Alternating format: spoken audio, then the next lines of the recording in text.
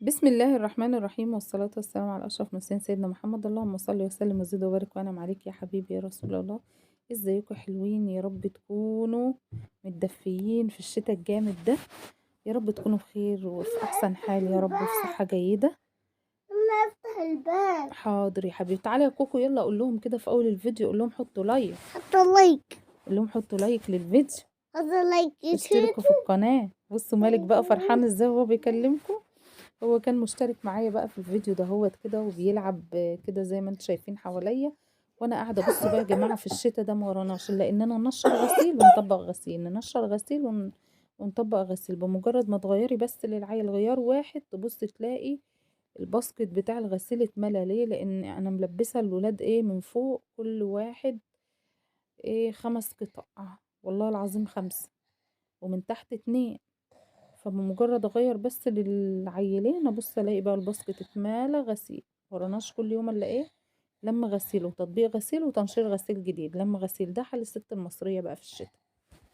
المشكلة كمان ان الجو شتاء الغسيل مش بينشف بسرعة، بتكوني غسل غسيل تاني والاولاني اصلا كمان لسه منشفش. استني ما ده ينشف وبعدين تعملي في ده. بص موال كده يعني، اكيد كلكم زي في ايه، في نفس الوضع. ما تنسوش طبعا تذكروا الله في كل وقت، ألا بذكر الله تطمئن القلوب. سبحان الله والحمد لله ولا إله إلا الله والله أكبر ولا حول ولا قوة إلا بالله العلي العظيم.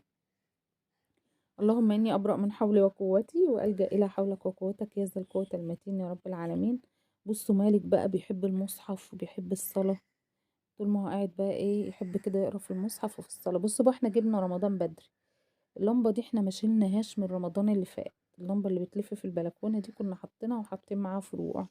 شلنا الفروع وما شلناش اللمبة محطوطة. كل ما اجي انشر طبعا بشغلها، هي مش بتديني الاضاءة الكافية طبعا ان انا ايه ابقى شايفة وانا بنشر كويس، بس هي بتدي اضاءة شوية. المشكلة بقى ايه، انتوا عارفين طبعا ابو مالك سافر وما غيرليش اللمبة لا دي، فانا افتح الباب ما يا وقفتش ماما. ان انا اغيرها. حاضر يا قلب ماما. قول لهم حطوا لايك يلا. حط لايك. انا بقى ما وقفتش ان انا ايه اغير اللمبة دي، سبتها بقى زي ما هي كده. كل ما اجي انشر، لان انا انتوا عارفين ان انا بعمل شغل البيت كله بالليل، لان انا بالنهار ببقى في الشغل. والله على ما بنشر يا جماعة، عارفين الوقت ده بيبقى الساعة كام؟ التنشير ده بيبقى الساعة 12 بالليل، 1 بالليل. يبقى خلاص بصوا البلكونة كلها اتملت غسيل غير اللي في البلكونة من جوه. ما منبطلش.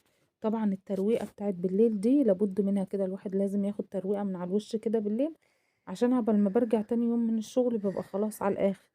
يا دوب يا دوب اعمل الاكل، نتغدى، اغسل المواعين، ابدا القاره تاني، الم الغسيل، اطبق غسيل، ابص الاقي خلاص اليوم خلص. اليوم ايه؟ خلص. اليوم ايه يا كوكو؟ اليوم خلص. بص مالك معايا اهو. قول لهم حطوا لايك. حط لايك. حطوا لايك بقى للفيديو عشان خاطر مالك، والناس اللي ما اشتركتش معايا في القناه تشترك وتفعل زر الجرس عشان يجيلكوا كل جديد من قناه يومياتهم ومالك. انا حط لايك. حطوا انا لايك. حط لايك. مالك بيبقى مبسوط قوي وهو بيكلمكوا، واخد دلوقتي كل ما اجي اسجل بقى صوتي على فيديو كده هو يبقى عارف لما يلاقيني بتكلم، الاقيه لو هو في اي مكان يروح جاي بقى جري كده ورايا عشان خاطر ايه يقول لكم حطوا لايك. وبقى بيحب ان هو يقولها على طول كل ما يشوف فيديو شغال بقى. لو انا مشغله فيديو لنفسي ولا حاجه بشوفه، يجي بقى يسمع صوته وهو بيقول ايه حطوا لايك. ما تنسوناش طبعا يا جماعة في الدعاء، أنا بدعي لكم دايما يا رب. انتوا عارفين طبعا أهم حاجة في الدنيا الستر والصحة وراحة البال. ربنا يسترها معاكم يا رب دنيا وآخرة، انتوا كل اللي زيكم وأنا، ويسترها مع المسلمين أجمعين من أمة محمد. آه حطوا لايك للفيديو الله يستركم. بصوا مالك بقى عايز يفرض المصلية يصلي. يا حبيبي يا ابني أنا هروق الصالة وهكنس، لا هو مصر ان هو عايز يصلي. طب سيبها لما اخلص.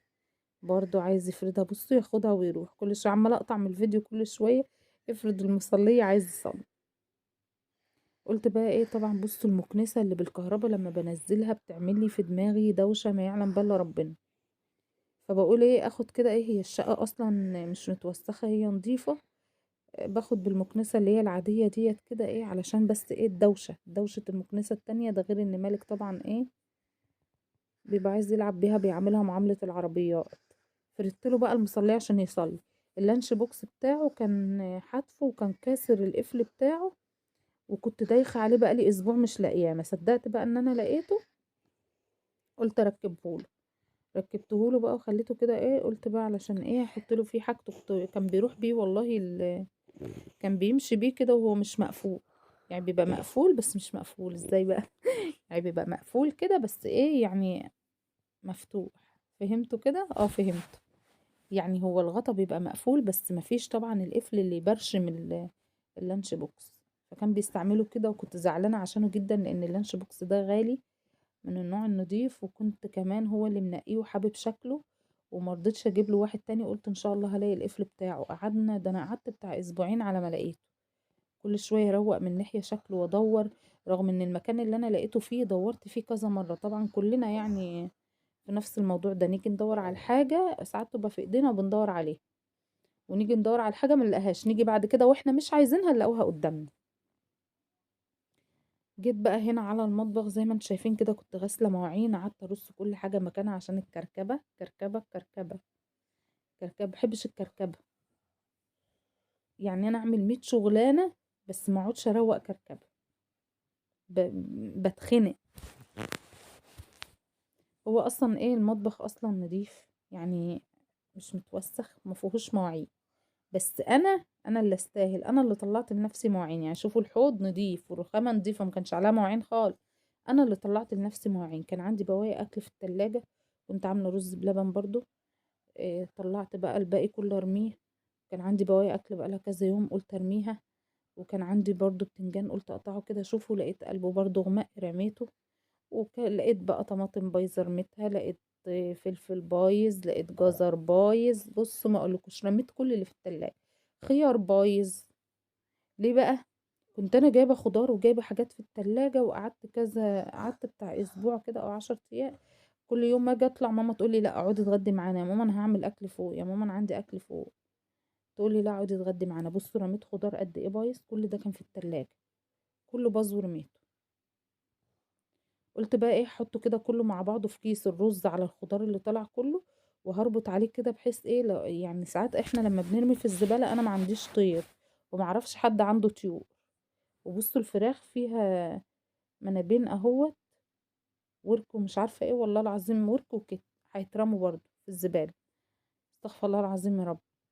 المهم قلت ايه بحطهم في كيس كده وبربطهم لوحدهم، اللي هي بواقي الاكل، على اساس ان ايه ساعات قطط بتفتح الكيس تاكل منه يبقى نضيف ما يبقاش في قلب الزبالة. او لو حد عنده طيور، في ناس بيبقى عندها طيور بتروح في الزبالة بتشوف لو في اكل ولا حاجة ياخدوا له الطيور، فيلاقوا الكيس ايه مربوط لوحده وما يبقاش كده متبحتر وسط الزبالة. يعني احنا ما استفدناش بيه، في ناس غيرنا تستفاد بيه. وبرضه ان يحسوا ان الاكل كده في كيس نضيف وان هو نضيف، حتى لو الطير اللي هياكله برضه يبقوا ضامنين ان الاكل كده نضيف، مش متلوث بقى من الزبالة والكلام ده، لان الزبالة بيبقى فيها حاجات معفنة وحاجات مرمية لها كذا يوم وكده. فالاكل يبقى في كيس كده ايه نضيف، يعني اي حد يستفيد بيه حرام. يعني اللي تقدر تعمله مع غيرك اي حاجة ولو حتى، يعني إماطة الأذى نفسها عن الطريق، إماطة الله الأذى عن افتح الطريق. يعني الباب. انت ولا انت لقيتوا إزازة كده، حاضر يا حبيبي، لقيتوا إزازة كده على الأرض وانتوا ماشيين، أو طوبة حسيتوا إن حد داس عليها. على فكرة في ناس بتدوس على طوبة رجلها بتنكسر وتعمل عمليات بسبب حاجة زي كده. يعني انتوا لو لقيتوها وزقتوها برجليكوا كده على جنب، يعني اهو ممكن الإزازة دي عيل يمسكها يتعور، يبقى انت كده شلتي أذى عن أي حد. الطوبة دي كان ممكن حد يدوس عليها ورجليه تنتني ويعمل فيها عملية او يتجبس او اي حاجة. انت شلتي الاذى عنه، فانت بتبقي اخدتي اجر واخدتي ثواب طبعا ايه كبير. بصوا بقى انا غاسلة كمية معالق قد ايه. عايزة اقول لكم ان انا غسلت حوالي 12 او 13 معلقة صغيرة. اقسم بالله انا لو شغالة في افخم كافيه مش هغسل المعالق دي كلها. كل شوية نعمله شاي، نعمله ينسون، نعمله كركديه، نعمله نسكويك، نعمله سحلب، الجو ساعة تلج. الله فطبعا افتح الكوبايات بنحتاجها الباب. كل شوية بغسلها ونعمل فيها تاني، انما المعالق بقى الله برمي في افتح الحوض. الباب. حاضر يا قلبي. بصيت لقيت بقى في الحوض انا عديتهم تقريبا 12، والله العظيم 12 او 13 معلقة صغيرة. يعني انا لو شغالة في افخمها كافيه عندنا هنا في دمنهور مش هغسل المعالق دي كلها. حاسة ان انا قاعدة في قهوة مش قاعدة في البيت من كتر المعالق اللي انا غسلتها. بصوا برضو مسكت الفراخ برضو حطيتها في كيس كده وربطت عليها لوحدها، عشان لو حد عايز ياكلها هياخدها وياكلها. في ناس كتير جدا يا جماعة محتاجة مش لاقية اصلا اللقمة. في ناس مش لاقية حتى الرغيف ان هم ياكلوه كده بشوية ملح او ببصلاية. ربنا يعافينا يا رب ويغني الناس كلها بالحلال برزق حلال مبارك فيه. الايام دي ايام صعبة على الناس كلها، ربنا يعين الناس كلها يا رب على اللي هي فيه. قلت بقى ايه كده، انا فضيت التلاجة من البواقي اللي فيها كلها، تبقى الدنيا رايقة كده والدنيا هادية والدنيا حلوة. مسكت بقى ايه الرخامة كده بالحوض، غسلتهم ومسحتهم وروقتهم. اهم حاجة عندي انا، احلى حاجة بالنسبة لي كده وتبقى مريحة بالي كده، ان انا ابقى نايمة والحوض بتاعي فاضي مفيهوش ولا طبق ولا كوباية ولا معلقة، واصحى الصبح من النوم كده الاقيه فاضي. ليه بقى؟ اروح الشغل واجي اجي اعمل اكل، يبقى ايه ما ورايش مواعين، ادخل على المطبخ، المطبخ نضيف، اعمل اكلي على طول، اسحب المواعين اللي انا عايزاها اعمل فيها. انما لو انا سبت المواعين دي في الحوض عشان ارجع من الشغل الساعة 6 ولا 6:30 ولا 7 اخر النهار، واقف اغسل مواعين، هتبقى الساعة 8 عبال ما اعمل اكل، هتبقى 10 بالليل، واغسل مواعين تاني بعد الاكل، وموال كل ست مصرية فيه.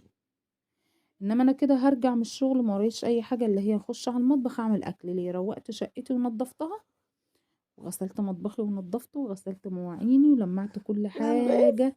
وتختمي يومك بقى كده ايه بركعتين كده قبل ما تنامي قيام ليل، او على قد ما تقدري او على قد ما ربنا يقدرك، تلاقي تاني يوم يومك كله بركة وكله خير وكله ستر وكله هنا وكله سعادة وكله فرح. ربنا ما يدخل عليكم اي حاجة وحشة يا رب، لا احنا ولا انتوا، ولا يدخل علينا ولا عليكم ولا هم ولا حزن ولا اي حاجة وحشة ولا مرض ولا اي حاجة وحشة يا رب. ويكفينا شر الوحش كله، ويكفينا شر البلاوي، ويكفينا شر اي حاجة وحشة من اللي بتحصل الايام دي ومن اللي احنا بنسمع عنها، لا احنا ولا ولادنا ولا انتوا ولا ولادكم يا رب العالمين. وما تنسونيش طبعا في دعوة حلوة من قلبكم، لعل الله يستجيب لكم زي ما انا بدعي لكم. ادعولي، لازم كلنا ندعي لبعض، ندعي لبعض بالخير وبالستر وبالصحة وبالهنا والسعادة. بعد ما خلصت كل ده قعدت بقى الجاكيت بتاع مالك، الجاكيت ده لما بيتغسل في الغسالة بيتفرتك، كل شوية خيط فيه، زهقت كل شوية اوديه للراجل يعمله. قلت والله بقى انا قاعدة ايه بإبرة وفتلة كده واقعد القطه على ايدي، بدل ما انا كل شوية اوديه اعمله كل شوية اوديه اعمله. قعدت اعمله. طبعا زي ما قلت لكم كده، ما تنسوش دايما ندعي لبعض كده بالستر، وندعي لبعض بالصحة وراحة البال، عشان لما بتدعي لغيرك كده الدعوة بتقعد لك وربنا بيستجابها وبيقبلها. انما لما بتدعي لنفسك بس لا، ماما يلا ما افتح تدعي لغيرك الباب. بكل حاجة حلوة، ولما يلا تتمني لغيرك افتح كل حاجة حلوة الباب. بتقعد لك، بتلاقي الحلو كله يلا جالك. افتح الباب. حاضر يا حبيبي ماما، قول لهم اعملوا لايك بقى عشان احنا في اخر الفيديو. ربنا يا رب اعملوا لايك. ربنا يا رب يقعد لكم الخير والبركة والصحة وراحة البال، اعملوا ويقعد لايك. لكم كل حاجة حلوة في حياتكم يا رب. يا اللي تعملوا لايك ربنا يستركم يا رب، يا اللي تعملوا لايك للفيديو. ماما واللي ما عايز اشتركش في لايك القناة يشترك. بيضة. حاضر يا حبيبي، وفعل زر الجرس عشان يوصلكوا اعملوا كل لايك. جديد. اللي وصل بقى معايا هنا الفيديو اعملوا لايك عشان خاطر مالك قال لكم اعملوا لايك كذا مرة اهو. وكده بيكون خلص الفيديو بتاعنا، اسيبكم بقى في رعاية الله وحفظه. مع السلامة، وما تنسوش تذكروا الله في كل وقت، ألا بذكر الله تطمئن القلوب.